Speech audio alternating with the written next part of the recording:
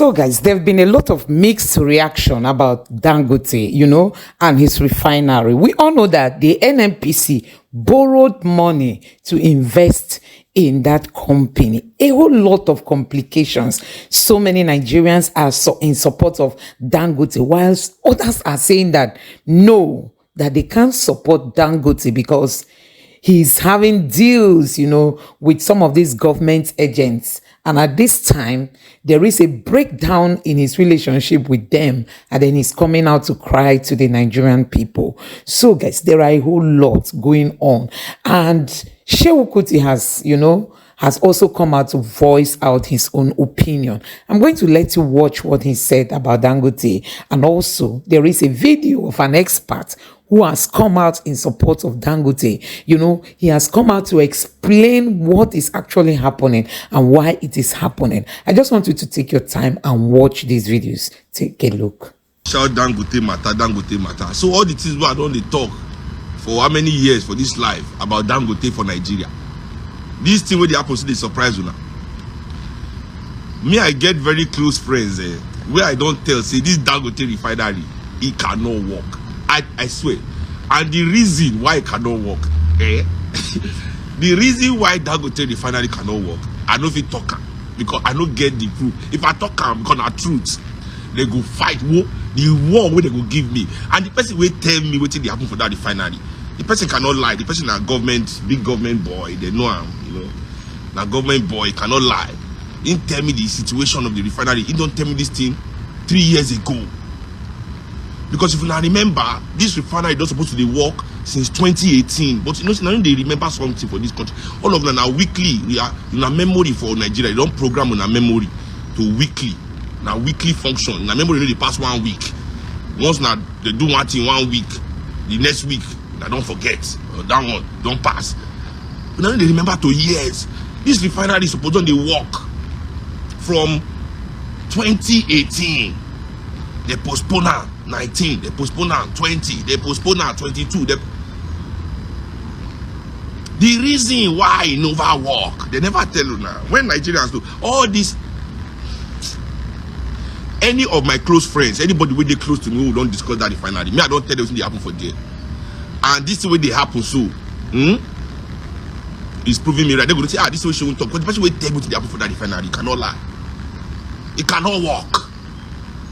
All these people want to build house. They want to build house from roof.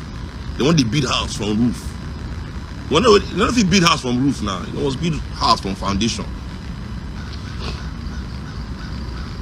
Now them when they look. Now no send any of our people. Now no care. You just want when I believe say they one step away from being like them.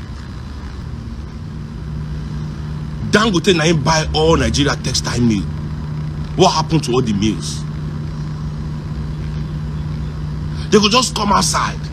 When they don't bow and finish. You know how much federal government put for that refinery? They give 2 billion. I did it live. The day they announced that they give Dangote 2 billion for 20% of that refinery. Government gave Dangote $2 billion for just 20% of that refinery. That refinery is 680,000 barrel per day capacity and fertilizer. That same day, Sinclair Oil for America, I mean that's the name of the company, I think Sinclair or something, I can check later. They sold the same size of refinery with rail tracks, with trains, with the same fertilizer, everything, giant refinery, just like Dangote. The entire thing, they sold it for $2 billion. The entire thing in America was sold. America, where workers earn more, where things are more expensive than Nigeria. They sold that same size of refinery that day for 2 billion. Federal government buy 20% of Dangote on just 20% for the same 2 billion. This Dangote has the audacity to come outside today and say, one government, they sabotage. I say, in the last 5 years, has the government of Nigeria spent $2 billion on Nigerian education for all of us, to educate all our children? We don't see $2 billion. $2 billion is over 300 billion naira.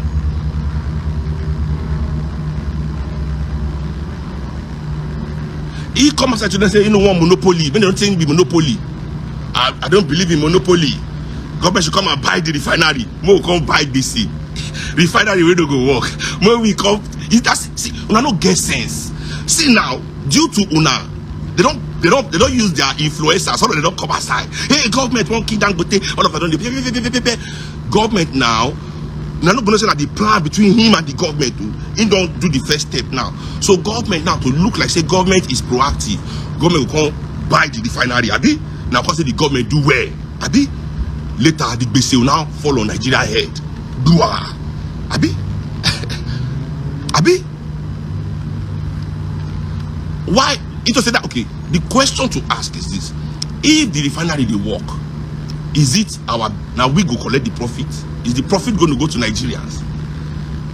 Is the profit of the refinery is it a national business?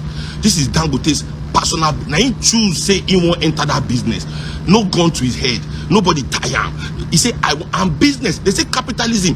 Business is win or lose. It's either you do the business well and you gain. This is capitalism. So I tell you now, this is what capitalism says. Business means say if you do your business well, you move forward. If you don't do your business well, you fall off. Why be say when the rich men of Nigeria do business, work well, we must come and help them out? That is socialism. They go tell them every day say socialism is bad. Socialism is bad. But when they fuck up, they immediately run to the government for public money. Just like we do in Nigeria, everywhere in the world. They run to the government for public money. They run to the government for public money. For public money, they run to the government. Come and carry public money, give them. Is that not socialism? So they want socialism for themselves.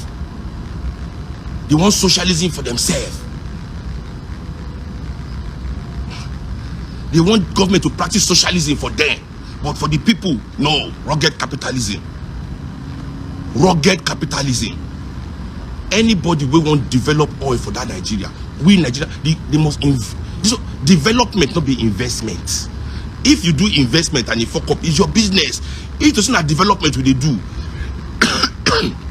Before in the think of personal refinery, we go down pipe gas enter all Nigerian homes. All those our gas where they waste. We will first start with gas piping gas. Now those same piping system for carry oil reach in refinery cheap. The same oil, the same they would beat the pipe. The way they do for all the pipe will reach in refinery. They will do in business. But no, they don't want to do that one. The hard part. Nobody want to do the hard part of the war for Nigeria. Nobody want to do the development part. Now how to invest and take money from your existence. Nigerians, they earn 30,000 naira per month. One bag of cement, 8K.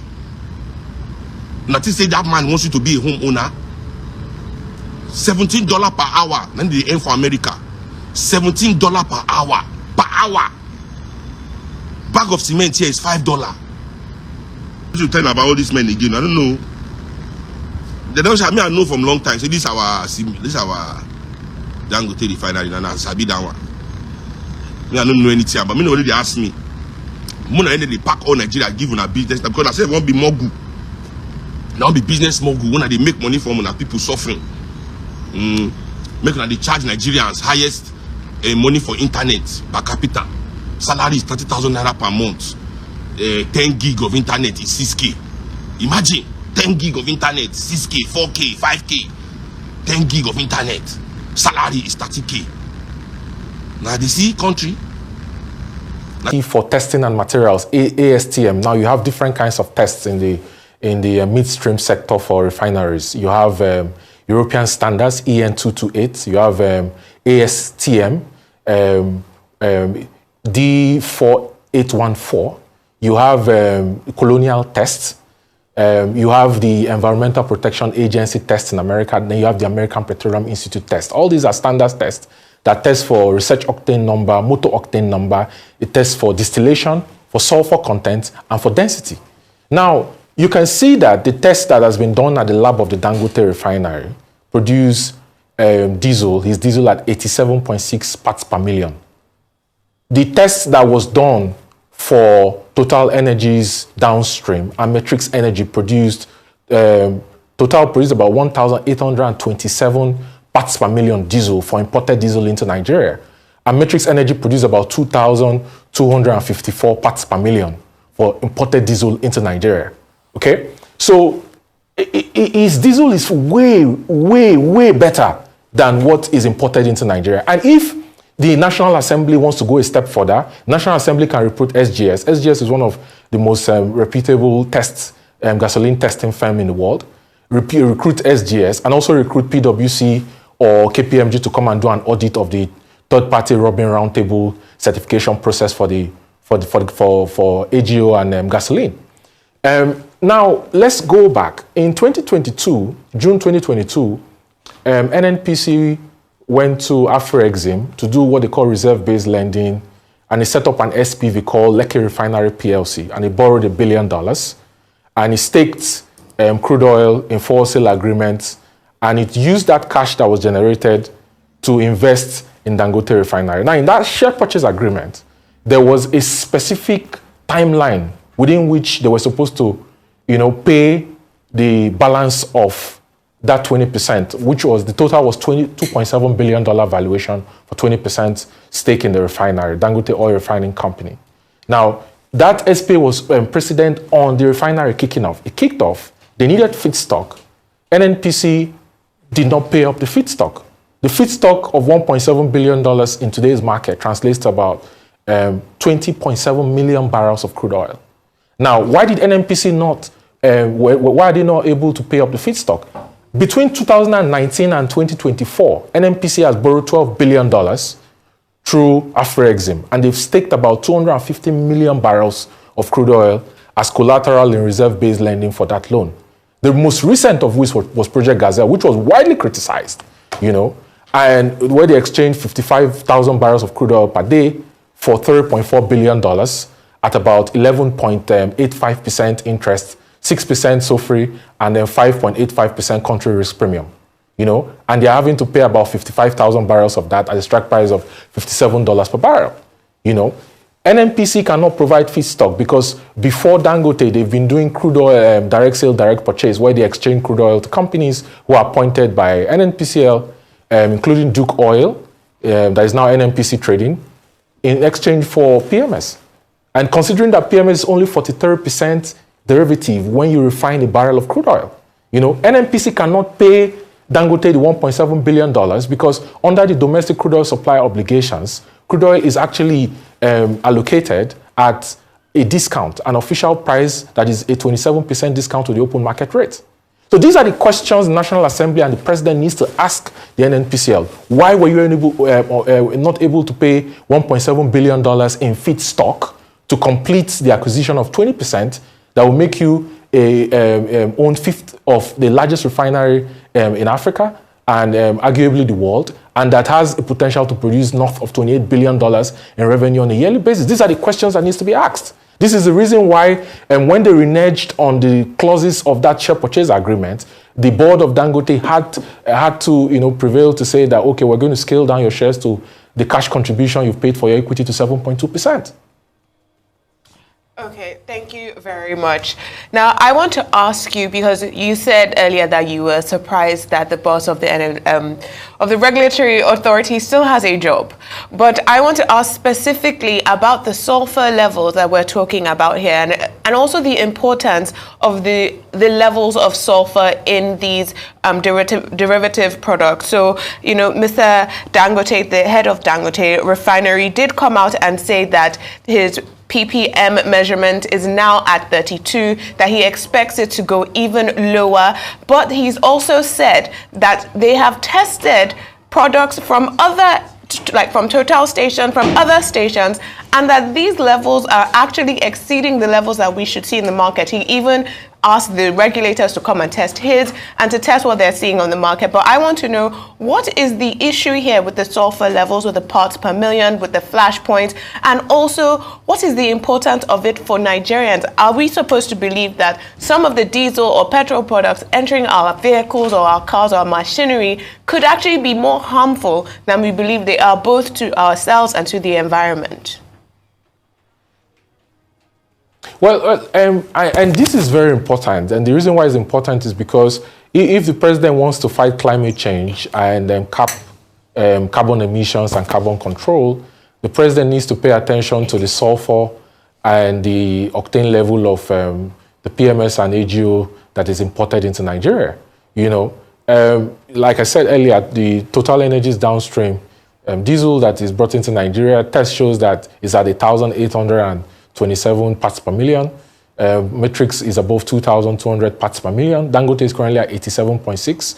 So basically, the sulfur content talks about the ash that is generated, and that's what determines whether when the fuel to air combustion per stroke and compression stroke in your engine is generated as you move your vehicle, the smoke that comes out of your exhaust is white or black.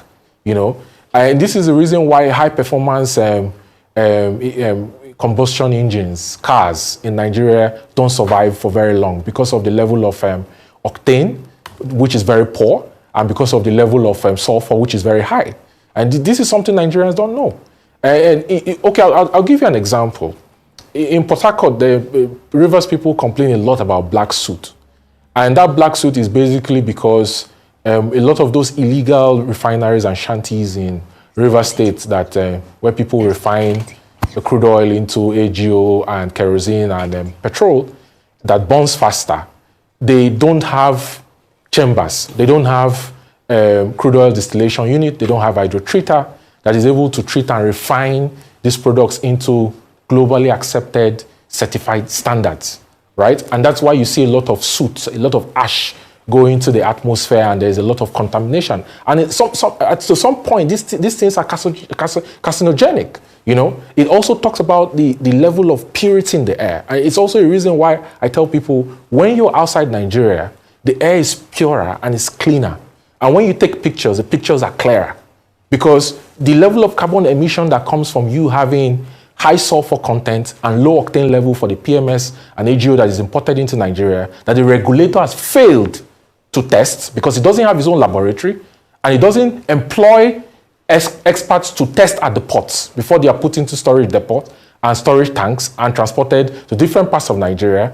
It has impact on our environment. You have highlighted a lot of points, which I think a lot of Nigerians will take. The fact that the regulatory authority has no laboratory to test these levels. I mean, you have, alluded to the fact that the reason why vehicles are not lasting very long is because of the level of octane and sulfur. And like you rightly said, Dangote had accused, these regulatory bodies of not passing these imported products. He says that they have failed, like you said. But I wanted to ask you about sabotage, because back in June, Dangote had accused or even, had suggested that the IOCs are refusing to supply his refinery with crude. And the CEO of the Nigerian Upstream Petroleum Regulatory Commission, Gbenga Komolafe, had described the claim as erroneous. Would you describe this as sabotage at this point? Because it does appear that if the regulatory body is passing these imported crude as, safe and they have no laboratory, what actually is really going on? Well, I do not agree that the IOCs are to blame for the situation with the lack of feedstock. I think the blame points directly to NUPRC and NNPCL, and the fact that a lot of Nigeria's crude oil has been negotiated in crude oil swap agreements for DSDP, now PPTA, or for sale agreement for reserve-backed loans that has been taken. And then domestic crude oil supply obligations to refineries that, in my opinion, are not in existence. But when you talk about this and you talk about upstream and you talk about the fact that the last time there was final investment decision for any deep offshore project in Nigeria was in 2014. And the rig count in Nigeria is currently at 34, which is very low. And the fact that when you look at the sharing formula for production sharing contract or for joint venture agreement or registered joint venture agreements, deep offshore where the IOCs are comfortable playing these days, you see Total last week sold the shares in its onshore business to Chapal Energies for $860 million US dollars. The IOCs actually have what they call cost oil. They have 40%. Okay? So if the IOCs pay their royalty and tax oil to NNPC and they fulfill their domestic crude oil supply obligations in line with sections 109 of the PIA and as released by the Gazette of the NUPRC, the IOCs do not owe Dangote Refinery a right of first refusal for its feedstock, because every crude oil they get in Nigeria, less all the encumbrances and commitments they have based on the regulatory frameworks that are established, actually is exported in forward sale agreements that they already have with clients signed years ahead. And they also have, some of these companies have refineries. Shell has a refinery, ExxonMobil has a refinery. You know, so if they're not taking it, they're selling it through brokers to third parties. So it's normal for there to be a $2 to $4 or $5 commission spread for the brokers who trade. And this is not something that started last month or 1 year ago. It's something that's been in existence in the industry for a very long time. So I think we need to situate the blame where it belongs. And the blame belongs solely on the shoulders of NNPCL and NUPRC, not the IOCs. All right, Kevin. Let me make this a combo. First is to ask what your thoughts are regarding what actually looks like a demarketing of a major project, possibly the biggest, single investment in Nigeria by an individual in recent times. And it looks to me like what the regulator, the head of the regulator is saying, amounts to demarketing. What are your views as to how this might affect, FDIs, given the fact that the plank that this current administration is resting on is to get as much FDIs as possible?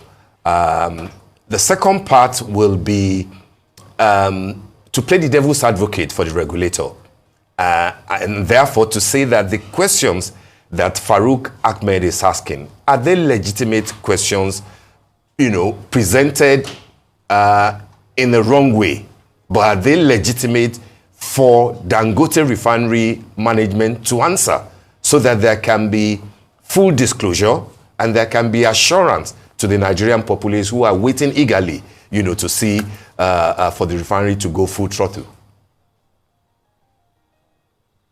So you can imagine the NNPCL, the international media is reporting that the NNPCL defaulted in a share purchase agreement to supply $1.7 billion worth of feedstock to Dangote that is signed in 2022. And the NNPCL did not think it wise to update the public, being that it's their commonwealth, that, look, we're unable to pay the feedstock. And why you're unable to pay the feedstock? And we lost out on 12.8% shareholding of Dangote Refinery, which is the single largest investment in Nigeria currently. And you can imagine the signal that sends, and the fact that the state-owned enterprise, the state oil company, is unable to meet up with its commitment. It's a very negative signal. And you can imagine that the NMDPRA chief will go further and say something like, Dangote wants us to give him the complete market. Why would somebody invest $20 billion if he doesn't want to capture the market? When BUA comes, BUA is attempting to build a 250,000 barrel capacity in Akwa Ibom. When he comes, maybe in 5 or 7 years' time, he's going to compete with Dangote. So it's only fair and it's reasonable. I think a lot of Nigerians are behind Dangote refinery in the view that we should stop importing substandard diesel, substandard PMS. And you can see if the government or the public or any observer or stakeholder is doubting the test that was done at Dangote's laboratory in Ekpe, in Lekki, let them employ SGS and also employ an auditing firm to the third-party Robin Roundtable to test for research octane number, motor octane number, to test for sulfur content, to test for density, and to test for distillation levels. Let us see which one comes out better. The one that comes out better will determine if the government will make a decision to hand over the market to him, because he deserves it. He has earned it. He has been at it for 7 or 8 years. In 2007, by the way, Aliko formed a consortium called Blue Star to acquire Kaduna Refinery, and it was rejected. And that was the premise on which he started building this refinery, which is the most ambitious project Nigeria has seen until date. So it should be encouraged because it's a signal to international investors, especially at the time when the government is trying to cut non-speculative foreign direct investors to bring in the institutional capital into Nigeria. On the other hand, about the claims of the chief of the NMDPRA, I don't think the claims are in order. The claims where he said that the level of sulfur content in his diesel is worse than what is being imported. Results show that that is not true. And like I said earlier, I've said it twice, I'm challenging the government to employ an independent gasoline testing agency and also bring auditors, third-party auditors to a third-party Robin Roundtable to do tests on samples taken from Dangote refinery and the ones imported into Nigeria currently as storage depots. I don't think he has a claim. Okay. Now, sorry, Mr. Emmanuel, I want to follow up here, and I really do want to follow up on the question that was just raised, particularly about the dangers of a monopoly. Now, the reason why governments prevent monopolies from thriving in economies is to protect the consumers, to protect the customers, actually to protect the end user, which is the Nigerian people. Now, you're saying that it is his right. I want you to clarify there. Do you believe that it is Dangote's right to monopolize the industry, or are you saying that regardless of his intentions or regardless of where the current space is right now, he has no competitors and therefore it is a natural monopoly? But if a regulator does come out and say they want to protect consumers from a monopoly, is that in and of itself, is that a bad thing? I'll tell you what. Saudi Aramco owns a refinery in Texas, the United States, that has a daily production capacity, I think, refining capacity of anywhere around 450,000 barrels per day, if I'm not mistaken. I don't see the argument for a monopoly. And the reason is because, especially now that Dangote is having to import crude oil from the US and now is going to import 11 million barrels from Petrobras in Brazil, he says that he's going to hit 550,000 barrels capacity utilization by September. I think it pays him better to actually import crude oil, refine his crude oil, and export it and sell in US dollar. He's going to make more money than to supply the Nigerian markets. Because if he has to supply the Nigerian markets and his unit cost per production is close to the current regulated price the government has set for these products, he's going to have to do a trade-off on having to do a net off and getting subsidy from the government, which doesn't make any sense for any businessman. So it pays him better to actually import crude oil, refine, and export his products back to off-takers. And you can see that they're already off-takers. I think he's been exporting urea to the US since 2021. Yeah? So I don't see the whole talk about monopoly, because he's the one that had the audacity to raise $20 billion to invest in the refinery, which is a very daring project and the single largest private sector investment we've had in Nigeria since independence. Nobody has done it. NNPC was unable to do it. NNPC has spent 12 trillion naira over the last 20 years plus trying to get 4 dead refineries back to operations, and till today is still promising next week, next month, next quarter, next year, and it's not been able to achieve it. So I don't see the talk about monopoly. BUA wants to come into play. The government should encourage BUA to come into play to build, commission, and compete with Dangote. Refineries are not $100 million investments or $50 million investments. They are huge capital projects. He had to dredge. Yeah, he had to create a port to dock what he brought in. He had to build roads. He had to build a power plant about 435 megawatts. He had to install industrial generators to build that plant and connect Shell gas and feed from Escravos to be able to power that plant. Yeah, he's gone through a lot to get to where he is. So I think he should be encouraged. I think he should be designated as a critical national infrastructure and encouraged, because the amount of FX is going to save Nigeria and the amount of FX is going to supply to the market is going to also help our macroeconomic stability. And you can see that currently, the Central Bank of Nigeria currently has a net foreign exchange reserve position of anywhere less than $4 billion US. The gross that CBN keeps announcing is gross, is encumbered. The gross of $33 billion is encumbered. Yeah, that is not the true position of our net foreign exchange reserves. Net foreign exchange reserves are low. So you need Dangote to sell and export these products to be able to supply to the autonomous foreign exchange markets and provide stability to the foreign exchange markets. All right, Kevin, as we begin to wrap up, I just wanted to clarify that, the president of Dangote Group, Aliko Dangote, had, refuted that claim about monopoly yesterday when he met with the House of Representative members. And, he said, NNPC had said that by August, their refineries will be working. So he's never, tried to monopolize this market because he knows that the NNPC also will be back in the market. Will be back in August. Guess what they claim? That the Port Harcourt refinery will be back up and running. But before I let you go, I wanted to point out about, still on the levels of sulfur. Under the ECOWAS regulations, the proposed limit for the imported diesel is 50 ppm, correct? And then while for locally produced diesel from refineries within the ECOWAS region, the limit is set at 200 ppm. As we read yesterday, Dangote said that his levels are about 87 now at 36 ppm. So is it safe to say that the diesel from the Dangote refinery meets the standard? Oji, it's a very ironical question because historically, since 1972 that we've been importing petroleum products, there is no single time in which the petroleum products imported into Nigeria for diesel, for the ppm, for the sulfur content and the octane level has met up with the ECOWAS framework that is set. This is the first time we're having an entrepreneur build a refinery that is bringing us close to having products that meets up with the regulatory standards and that can compete anywhere in the world. The petroleum products consumed in Nigeria will never be allowed to enter the European Union, will never be allowed to enter the US markets. That is to show you how bad it is. And the fact that we've allowed this for years, cheap petrol, cheap diesel, that has contributed to the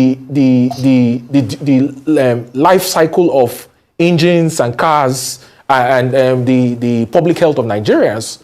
And it points to the fact that the regulator has failed to do his job, which is to test these products at entry. Okay, so basically the refinery has what they call the hydrotreater. Is a distillation and cracking unit, that is going to further treat and refine the products to the specific levels. And it's promised. To be honest with you, I believe Aliko Dangote more than I believe NNPCL. And I'll say it. I have always said it, and I'll say it here for the world to hear. I believe Aliko Dangote more than I believe NNPCL. If he says he's going to get it to 10 ppm for sulfur content, and he's going to get your research octane level and motor octane level to 93 to 95 ppm, he's going to do it. NNPC has been promising turnaround maintenance for 4 dead refineries since forever, and they've not been able to pull it off. And they spent 12 trillion naira so far. So who should we believe? All right. So, guys, you have seen it for yourself. Honestly, a whole lot is going on in Nigeria. This is just because our leaders, they don't have the interests of the people. Okay, can you imagine them importing fuel products that they know won't be good for the health of the people? But because it's a business, it's a cartel business, these people, they are like in a gang. It's a cartel thing. So they don't want anybody to disrupt that circle. They don't want anybody to threaten them. They want to keep importing to the detriment of the Nigerian people, our economy, our environment, our health, and all that. But I tell you, I think Dangote's project is good. Dangote's project is good. The only thing I want to say is the government should make it so that other forces will come into the market, and then there will be competition. Competition is healthy for Nigeria. It's healthy for any economy. But because we don't have that competition, that is why we are seeing all this back and forth. How can government just allow one person to operate as a monopolist? And that is just the main challenges. So, guys, I don't know what you make of all this video. Let me know your thoughts in the comment section below. Please don't forget to subscribe to the channel, turn on the notification bell. Thank you.